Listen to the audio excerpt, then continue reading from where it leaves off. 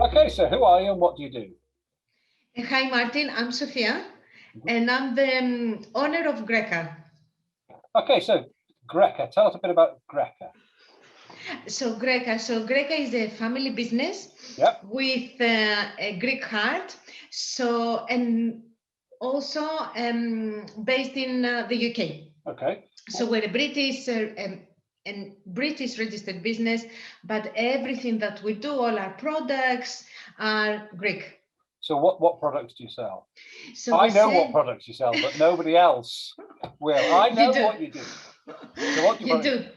So we sell a range of products, Greek-inspired tomato sauces, Greek-inspired jams and marmalades, something very, very Greek. It's called the Greek spoon sweet, but really what, to make it very simple, it's a fruit preserve.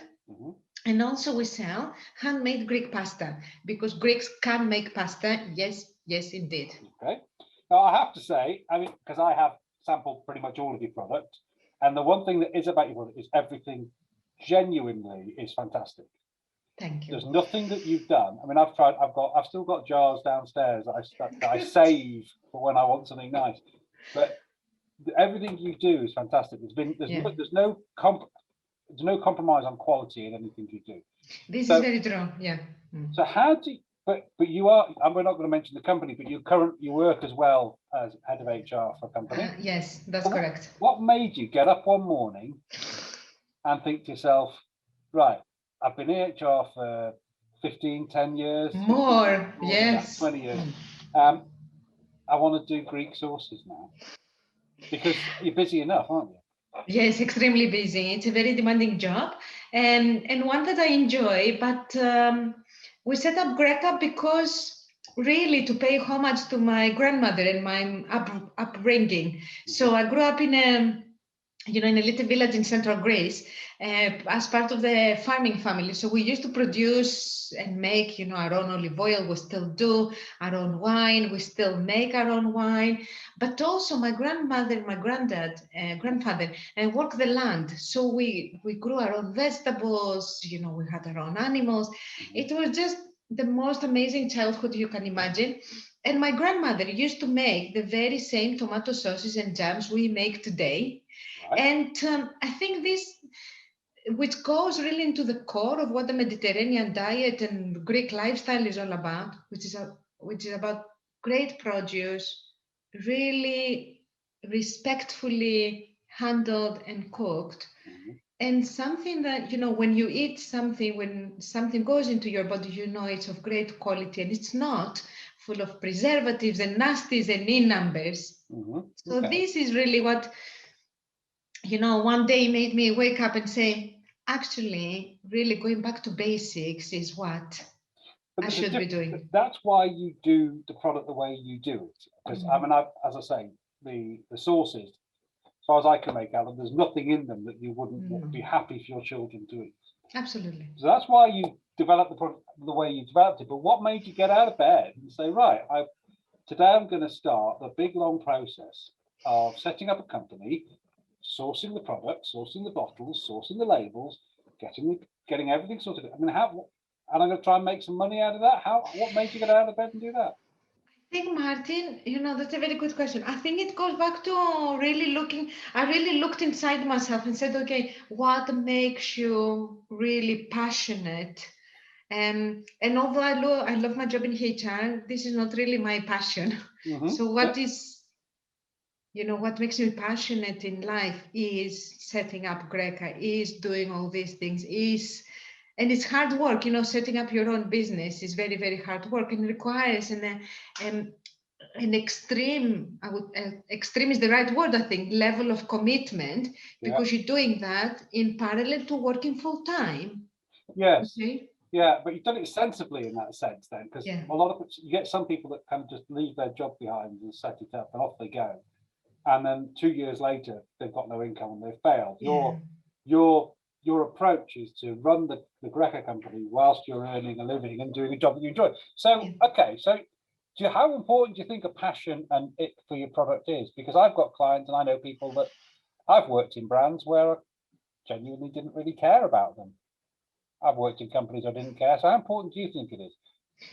For me, I think it's extremely important. But if you're not passionate about, your business, you put so much sweat, blood, and tears really in setting. And you know very well, Martin, you have a lot of ups and a lot of downs. But passion for me is critically important. Yes, you can do something, you can do a job. If you're not passionate, that's fine. But I don't know. For me, Greca is, it's something deeper, much deeper than just doing a job. Okay, and that drives you day in, day out, because otherwise, I imagine you come home from work and the last thing you want to do is sort out some issue with Greca. Can you believe me though? I come back from work and I do spend the rest of my evening sorting out things for Greca. Yeah, okay. Well, that's the passion. That's the passion. Yes, exactly. That's what I mean. Because you don't just give up. You don't say, "Oh, today I'm not going to do anything with Greca." I do have days where I think, especially on a Sunday afternoon, because Sunday morning I film my YouTube videos. So there are days where I say, "Okay, now it's enough. You need to have a break." I think it's important everybody to have a break. But most of the days you will find me doing HR in the morning and then in the evening doing Greca work. Okay, so talk me through what you've decided you want to do something. You've decided you want to do something based on your heritage and based on your upbringing. How do you go from deciding that to having this is a really difficult question. How do you go from deciding that to actually having a jar of sauce on the shelf?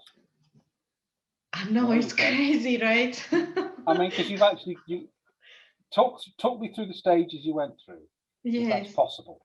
The first step, so it was really waking up one morning and thinking, okay, I don't want to see myself in HR. I cannot see myself staying in HR forever for the rest of my life. Therefore, what do I really want to do? What is my passion? What do I truly believe in? And came up with the idea of replicating really what my grandmother and mother does. And then I spoke to my husband. And my husband's first reaction was, okay, I think this is crazy. Yeah, I can imagine. I think this is crazy, but let's do it. Okay. I think, I have to say that if I didn't have the encouragement and support of my husband in starting this idea, I don't think we will be here today. I have to be honest with you. I think if you're working in isolation on a project like that, it's really, really, really hard. Yes, it is. Because you've got to have somebody to bounce ideas off, and somebody's got to pick you up when you've hit an obstacle. Okay, so you've got the idea going. So how? And then the next step, of course, was to engage with my family, because we're a family business, So I needed somebody to make the products for us in order for us to then sort out all the things about importing, marketing, doing a website and all this good stuff. So spoke to my husband, engaged with the family. The family said, crazy idea, but let's do it, because we really believe that what we make is, we used to, I have to say, when my grandmother and mom used to make the products, they used to not sell them exactly, but give them out as presents and gifts to family and friends. And the feedback, everybody was saying, this is an amazing product, you've made it so great. So, that gave us some confidence. And then, of course, it was engaging and trying to find out support that was available for small businesses. For example, through the Rishit College in particular. I don't know if I can say names. And that was great. And through this support in particular, we met some great people. For example, yourself, Martin. And another, a consultant that helped us. His name is Ian. I know Ian. Yeah. Ian. And I still remember, will never forget the first day I met you, Martin, and being on the course about You've forgotten what the course is about. No, I remember it was about, setting up a website, but also it was all this strategy, the social media strategy and all this and stuff. So I think I have to be honest with you, it hasn't been an easy journey, but we've been so very, very blessed to have met some brilliant people along the way. Okay. And we had a lot of moments where we thought we should give up. Okay. We had a lot of moments where we thought, this is not going to plan, we're not making money, or the opportunities are not coming. But then as soon as we thought that, something happened. Somebody came along, a new farm shop, or somebody who really believed in us, like Master Sefirini, and you think, okay, I need to continue this. This is so important. What was the worst point? I mean, what's the worst point in the process, and what did you learn from it? Without being personal, but what was the worst? I mean, I've had loads of low points, and I've you try to learn from them. That's the only thing you try and do. So, what was your worst point in your development of this business? The worst point, I think, for me is when you are really excited, you really believe that, you know what I'm going to say, don't you? No, go on. That things will, you really want something to happen, and you put all your effort and energy, and your expectations are super high, and that thing doesn't happen. So whether it is like what? Give us an example. Getting into a supermarket. Yes, you're coming very, very close, and then that's not happening. So what did you learn from that experience? Because we're not going to mention the supermarket, but I know you came very close with the supermarket. Extremely close, yeah. And I think it was just before COVID, in fairness, and so the world's closed up. So, but what did you learn? What would you do differently next time? What advice would you give somebody who's doing that? The advice that I give to myself, and I will give to anybody, is not to feel too disappointed and not to give up completely and think that everything is, doom and gloom. But I think what I would do differently maybe is be more, I want to use the word aggressive, but I don't mean aggressive. No, you mean more forthright, more committed, more convincing. Yes, because when you are a small business, you don't have behind you the weight of a big company, or so, and therefore you don't have the confidence of a big company. That, you know what I mean. So, but it's all driven by you. It's all got to be. But equally, then you don't have the support of the big company, but you haven't got the big company weighing you down. Yes, this is we all know true. Big companies take forever to make any decisions. Yeah, this whereas is Greca is you and Ian, but it's your personality that drives it, isn't it? And that's what comes across. Okay, so that's one of the bad points. So, in order to succeed, then, if you're going to say what do you think you need? What personal characteristic, what business characteristics do you need in order to go from I've got this idea to, because okay, you haven't got into that big supermarket yet, and I say yet because I know you'll keep going, but you've got into a lot of farm shops. You've got you do the Nantucket show. You've got what is the fundamental thing, which is a brilliant product. Yeah. Because you can be proud of the product. There's nobody who can look at that product, any of the stuff you do, and say that's not good enough. Yeah. The product is fantastic. The product, you fitted the first rule is your product has got to be fit for market, and your product is absolutely. I love it. You know I do. Thank you. So, what do you think is what's the biggest quality you think you need for somebody to succeed? Personal quality. Or business quality, whichever. I think resilience, I would say. Yeah, I think so.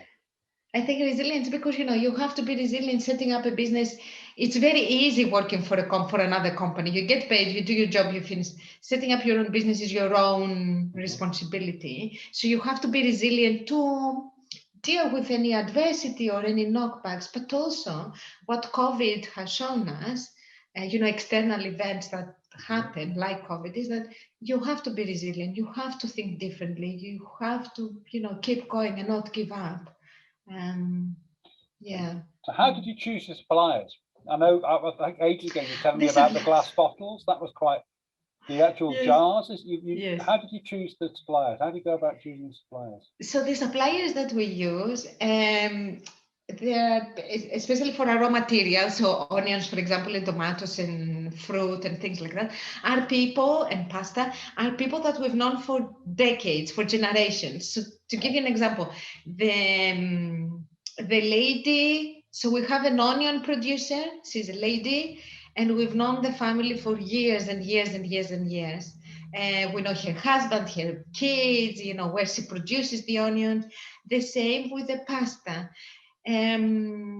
So the gentleman who helps us make our pasta, my grandmother used to work with his father and grandfather. So that's why I said it's going to. So we choose our suppliers based on relationships, because we know we can trust them. We know they will help us if we want to change anything. And of course, we choose them because, you know, we want them to have this Greek element. So our jars are from Greece, and the supplier is Greek. So is everything that goes into it Greek? Yes, everything. But doesn't that give you a problem from, not from quality, but from quality control? If they're based on relationships and based on long-standing family relationships, and it's a family business, doesn't that give you, how do you crack the whip, as it were? How do you make sure they're delivering what you need them to deliver?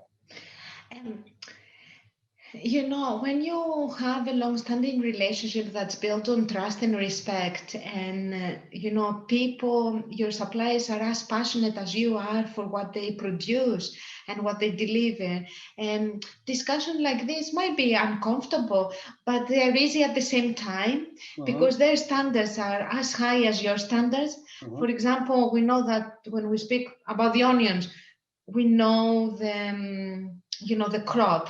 We know what is, whether they're small or big or medium. Do you know what I mean? So there are certain quality standards that they have themselves in respect of that, of what they produce, that helps us to have those discussions with them.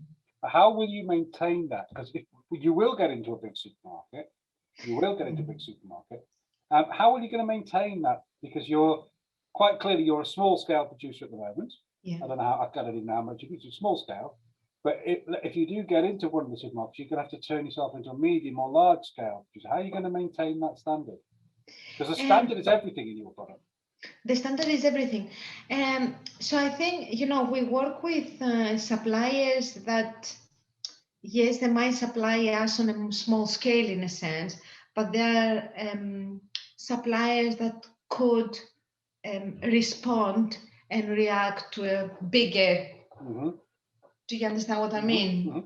A scaling up of the business. So, you know, we've tried to think of everything. And we know, for example, that, again, through our relationships and our, you know, knowing that those suppliers can recommend to us other suppliers that have the same quality standards, the same things that can help us scale up when we're ready. The relationship and the understanding allows you to have a provenance of your product, and it seems to be more important than, I mean, you wouldn't use a supplier in Spain who could deliver you onions that were better and cheaper. Better in what sense? Well, I don't know, better. Okay. Better than the one we've got? I don't think so. Well, our onion supplier will have an issue with that. But there will be other people who you could work with.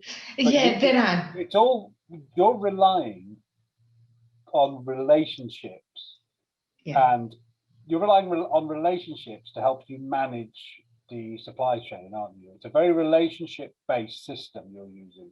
You're not using KPIs and gates and also, you know, not yet.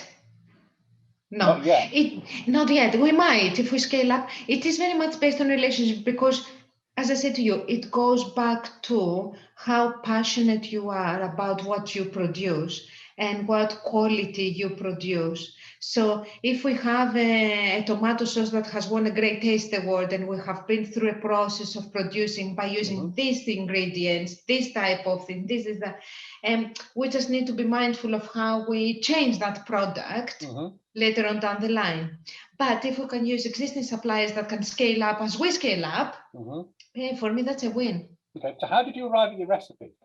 It's my grandmother's recipe. So you just took the recipes that your grandmother. Yes, completely. We made some tweaks, of course, but my grandmother's recipe, So how many compromises do you have to make on the recipe to get it?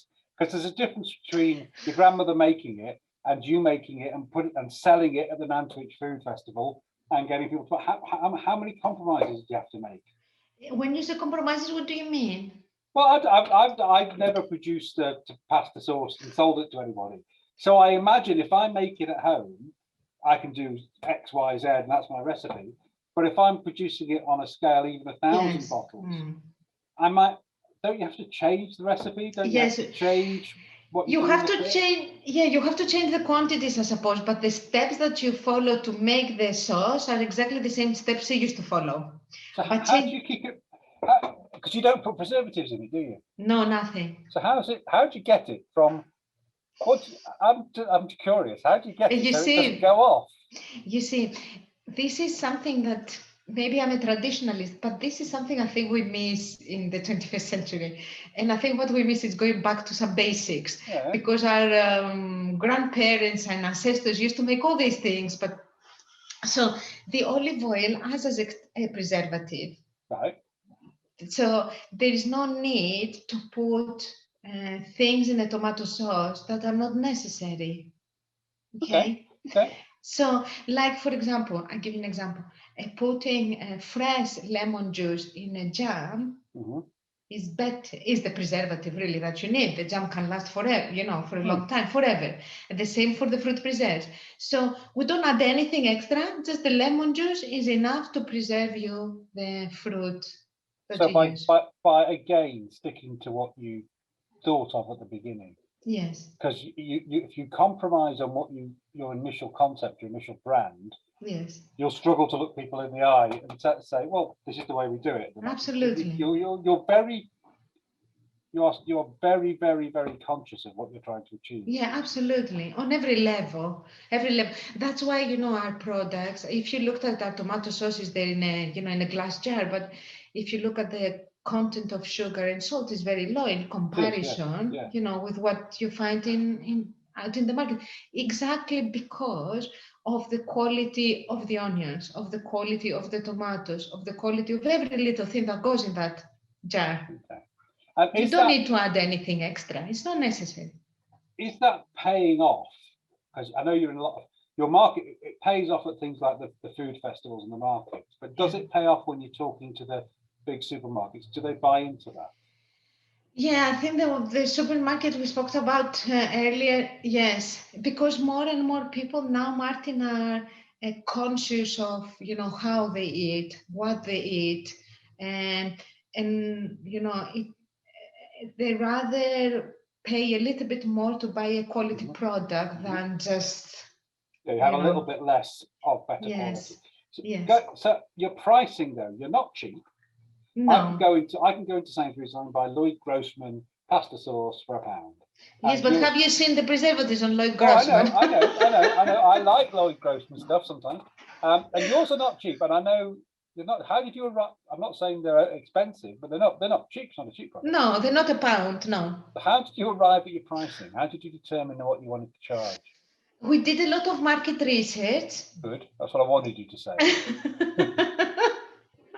That's what we did. No, I know, but I didn't want you to say, "Oh well, we just thought, No, finger in the air. Yeah, no. Or worse, one of my clients, he says, "Well, it cost me £3, and I want to make 50%." Oh no! Yeah, but that's never gonna. So it's the product is up here. So how did you do your research? So we did a lot of market research in products. We checked everything, starting from very simple things like going to the supermarket and having a look at prices, for example. That's I think a lot of a lot of research on the internet, a lot of research on products of a similar quality and ethos to us, of other products that maybe of a medium category or a low level category. So a lot of things. But then of course, and my husband is very good at doing that, we did also an analysis of what our raw ingredients cost us. How much does it cost us to make the sauce, to jar it, to import it, to the label, all of these things. And that's how we arrived to. So, but you set the way you should do it in theory. You have a target price. We want to hit this, and this is our production cost, and we want to therefore we can reduce our production cost. Exactly. But we can't go above that price. That's correct. And so you make less money, or you be innovative. Okay, so if there was something you told me ages ago about the jars. Is there something special about the jars? I remember you telling me that you found a jars supplier for a particular reason, or am I making that up? This is where the unedited nature of this becomes very apparent. You know, Martin, we had a lot of conversations about the jars. I like the jars. The jars are amazing, and they are, you know, the supplier is Greek, the Greek jars. I can't remember. Okay. Maybe I have. Okay, let's just, I just want to ask, if you could, we've had a tough year.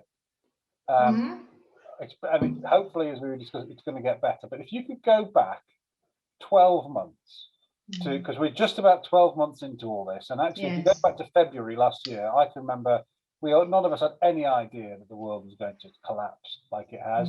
And when we first entered into COVID, I remember thinking, this will go for 3-4 weeks, and then I'll be back out and doing stuff.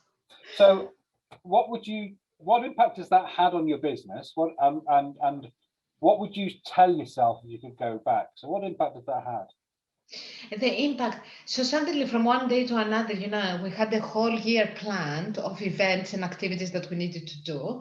And of course, we had a strategy of increasing the number of farm shops and delicatessens that we work with. So that was planned for the whole year. And we were ready to go, you know, it was February, March time, and it was like, let's do it. And everything stopped, everything changed. So how do I describe the impact? Profit-wise and turnover-wise, has it fallen through the floor like it did for a lot of us? Yes, of course.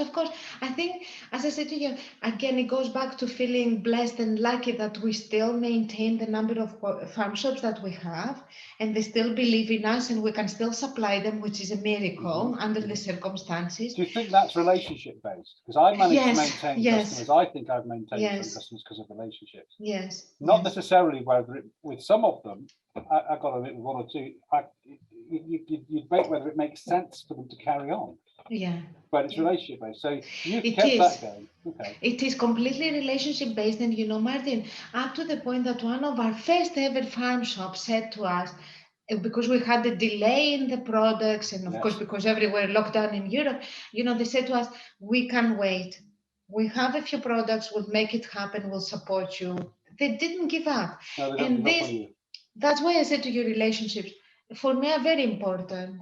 You need to be able to have that trust in with your suppliers and with your farm shops.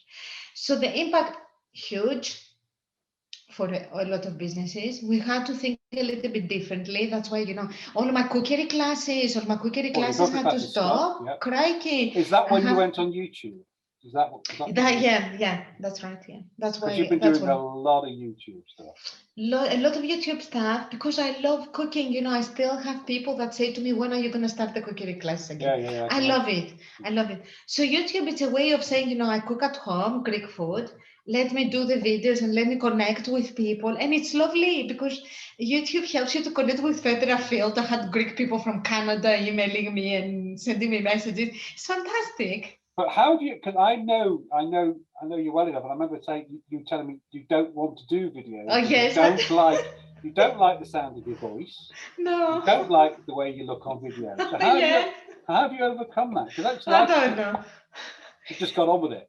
Yes, I think, you know, I just got on with it. I said to myself, you know, Sophia, you need to stop this. You need to be brave. Go for it. Just do it. You love cooking. You do it.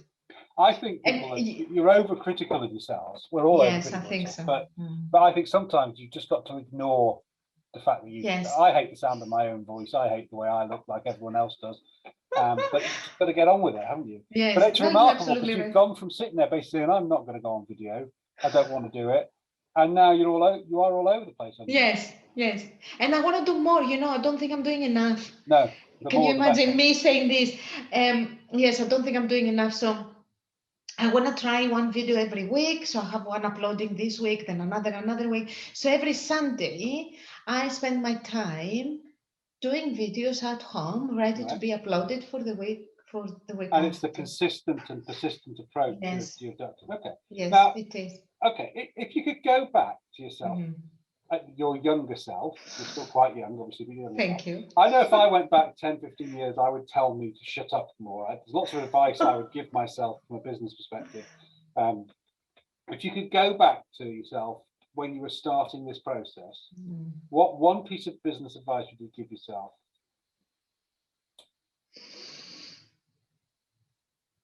I would say to myself to just go for it and be brave. Be brave, right? Yes. Okay. Brave in the sense of, like the videos. Be brave, Sophia. Just do it. It's fine. Don't you think you have been quite brave?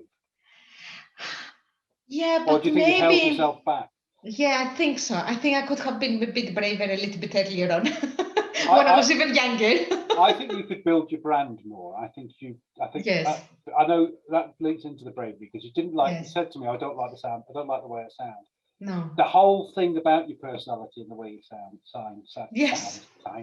is what makes you appealing in these things. I know. Martin is crazy. I found a video the other day, going through some old things, of me saying, "Don't take this video. Don't take." Yeah, it's like, why not? Yeah, why What's not the matter? Why is it? Yes, and that has to do with the brand and everything else. You're absolutely right. But the starting point for me is just to say, just go for it. Be brave. Do the videos. You love them. Go for them. And what's the most important thing about if you're going to say your big brand value is? Because I know what I think it is, but what do you think it is? What would you say your biggest, most important thing to your brand is? What do you think it is? I think it's authenticity. Yeah.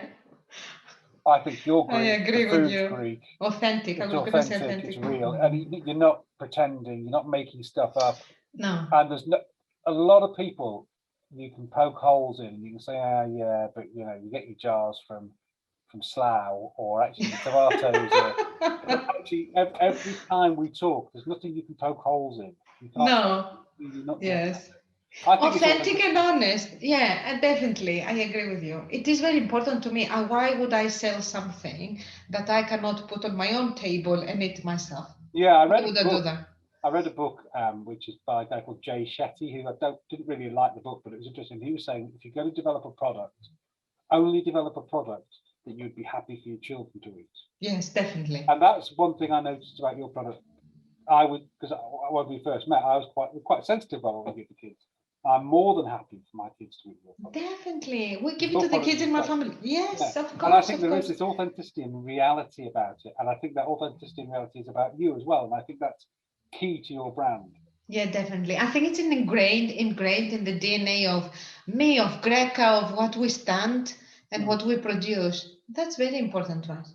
Okay, well, I know you've got other things to do than sit and talk to me. So I will just say thank you very much. I really appreciate your time.